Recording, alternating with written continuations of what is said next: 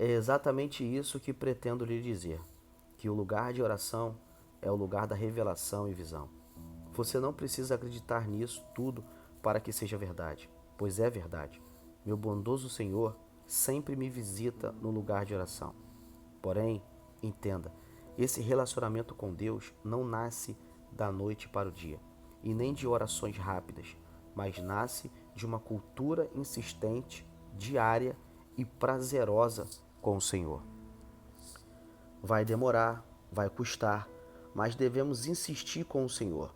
Com o tempo, mostraremos que somos uma terra seca clamando pela chuva. Minha esposa, certo dia, disse-me: Meu amor, ajuda-me a ter a mesma paixão e experiência que você tem com o Senhor. Eu lhe respondi: Amor, todos podemos ter as mesmas experiências, basta termos a mesma fome. Podemos ter a mesma experiência dos santos profetas do Senhor. Basta-nos ter a mesma fome, a mesma paixão, a mesma obediência ao nosso Senhor. Não dá para mensurar o amor e a paixão que tenho pelo meu bondoso Senhor, que me deu seu Santo Espírito. Sinto-me tão bem, tão inteiro e tão vivo após estar com Ele em oração. Somente quando descobrirmos este lugar de revelação e visão que nos aproximaremos, de fato, pelo Senhor. Gosto muito do texto de Tiago 5, versículo 17, que diz: Elias era um homem sujeito às mesmas fraquezas que nós, mas orou e o fogo desceu. O apóstolo está dizendo, literalmente, Elias era humano. Verdade? Porém, também é verdade que, apesar de suas fraquezas, que nos apontam que eram fraquezas emocionais, ele orou. Muitos se apegam na parte de que ele era fraco como nós, mas se esquecem de que ele orava. Elias, com todas as suas fraquezas, fez fogo cair do céu. É isso que o apóstolo Tiago quer nos ensinar. Entenda, esse grande profeta foi transladado aos céus. Ele não está mais entre nós, mas Deus ainda vive e viverá eternamente. O acesso que Elias tinha ao Senhor está disponível a todos nós, e o meio pelo qual Elias acessava a Deus não mudou. Lembre-se, ele orou e o fogo desceu. É isso que devemos entender. Mesmo com todas as suas fraquezas humanas, você só precisa orar como Elias para ser atendido. Jamais se esqueça, o futuro de seu ministério começa com sua rotina diária de oração. Não encaixe a sua rotina de oração em sua vida. Encaixe sua vida em sua rotina de oração. Ela vem primeiro. Estive ministrando a palavra há um tempo em uma reunião somente de pastores. E Deus havia me dito para falar sobre oração. E foi o que fiz. Ao final, muitos já estavam em lágrimas e no chão. Louvado seja o nome do Senhor por isso. No entanto, o que me assustou foi o número de pastores que vieram me pedir perdão. No final, veja, disseram-me que não gostaram de minha abordagem sobre oração, pois se sentiram culpados por não terem uma vida de oração.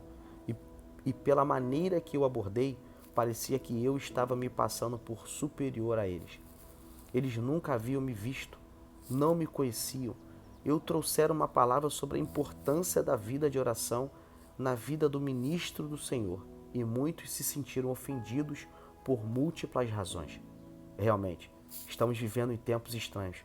Não consigo entender como o servo do Senhor pode andar sem caminhar com Deus. Vá, corra para o lugar secreto. Deus tem coisas sobrenaturais, surpreendentes, reservadas a cada um de nós. A oração é um ato, um lugar e uma cultura. Com o tempo, orando sempre, seu corpo começa a pedir por oração, mas deve-se estabelecer essa cultura. Demora, mas com o tempo você alcançará a vitória e será um homem e mulher de oração. A oração eficaz. Se olharmos para o contexto do apóstolo Tiago, a partir de Tiago 5, verso 13 a 29, iremos observar algumas coisas importantes. Por 7 vezes nessa passagem, Tiago menciona a oração. Um cristão maduro é aquele que tem uma vida plena de oração. Você mede sua maturidade cristã por sua vida de oração. Em vez de ficar amargurado, o crente maduro ora. Em vez de murmurar, o crente maduro ora. Em vez de ficar ansioso, o crente maduro ora. Quando está irado, antes de pecar, o crente maduro ora.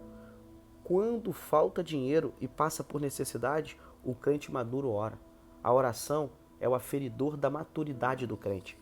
Os crentes hoje não oram, por isso os vemos murmurando, amargurados, ansiosos, deprimidos, incrédulos, reclamões e em pecados. Tiago escreve uma carta prática, ela relacionada à vida prática do crente, ao seu crescimento espiritual e à sua comunhão com os irmãos. Por isso ele começa e termina sua carta com a oração. Nossa vida sem oração será uma vida de desperdício de tempo e de energia.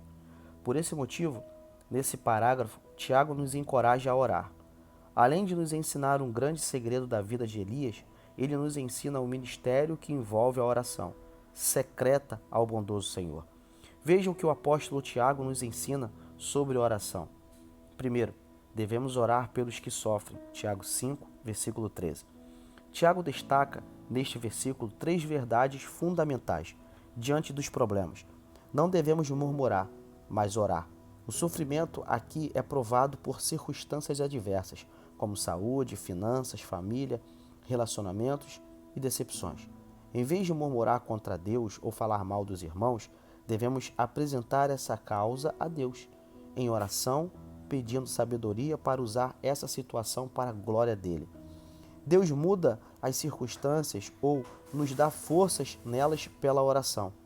Parece-me que os crentes de hoje em dia se esqueceram de quantas vezes na Bíblia vemos Deus mudando as circunstâncias porque alguém orou.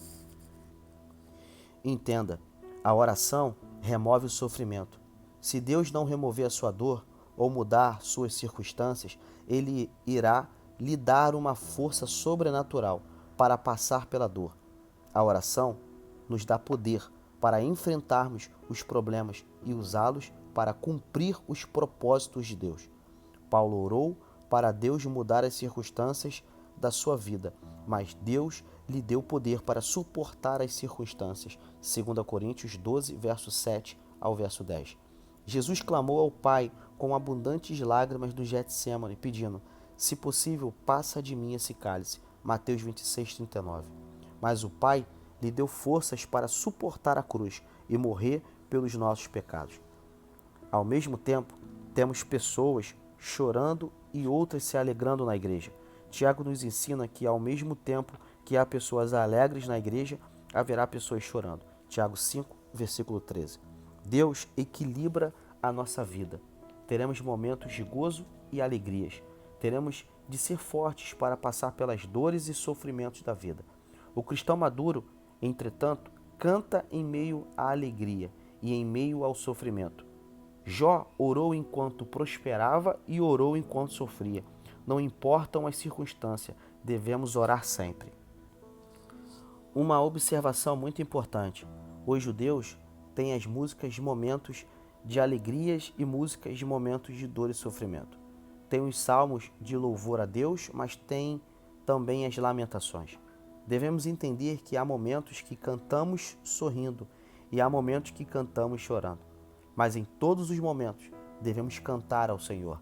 Devemos dar a Ele nosso louvor de alegria e também apresentar a Ele o nosso lamento. Jó 35, versículo 10. Paulo e Silas cantaram na prisão, Atos 16, 25.